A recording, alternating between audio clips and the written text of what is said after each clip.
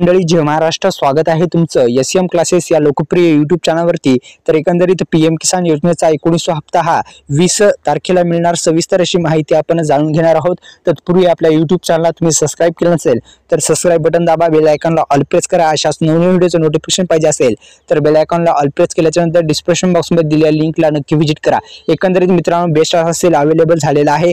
तर एकंदरीत पीएम किसान योजनेच्या माध्यमातून देण्यात येणारा 19वा हप्ता, या 19व्या हप्त्यासाठी तुम्हाला काय काय कामे करायची आहेत या संदर्भात सुरुवातीस पाहू. तर सुरुवातीस थेट तुमच्या पैसे खात्यामध्ये येण्यासाठी सुरुवातीला तुमची ई-केवायसी प्रक्रिया जी आहे ती पूर्ण असणं गरजेचं आहे. एकंदरीत ई-केवायसी प्रक्रिया पूर्ण नसेल तर करून घ्या. आपल्या मित्रांनो, ई-केवायसी जी आहे ती पूर्ण असणं गरजेचं आहे. एकंदरीत ई-केवायसी प्रक्रिया पूर्ण केल्याच्या नंतर ओटीपी बेस्ड ई-केवायसी किंवा बायोमेट्रिक आधारित ई-केवायसी अशा दोन्ही पद्धतीच्या ई-केवायसी तुम्ही सहजरित्या करू शकता.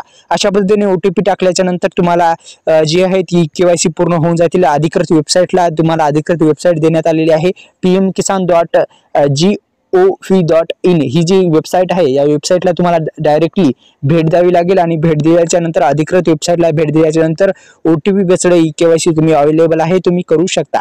तर यानंतर स्क्रीनवर तुम्हाला ई-केवायसीचा पर्याय दिसेल, निवडावाच लागणार आहे. ई-केवायसी करावी लागणारच आहे हप्ता तुमच्या खात्यामध्ये येण्यासाठी.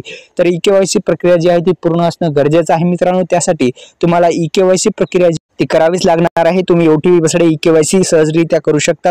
दुसरं म्हणजे तुम्हाला 18 हप्त्याचं जर स्टेटस काढायचा असेल तर तुम्ही अधिकृत वेबसाईटवरच काढू शकता. तुम्ही काढल्याच्या नंतर काय प्रॉब्लेम असेल तर ते दुरुस्त करून घ्या. एकंदरीत मित्रांनो, अशा पद्धतीने थेट जे पैसे आहेत डीबीटी मार्फत आधार संलग्न बँकेमध्ये जो 19वा हप्ता आहे तो टाकण्यात येणार आहे. एकंदरीत टाकण्यासाठी ई-केवायसी प्रक्रिया पूर्ण असणं गरजेचं आहे.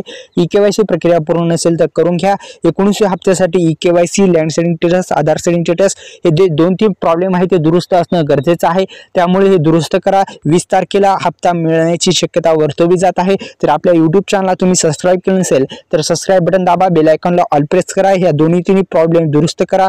धन्यवाद. जय शिवराय.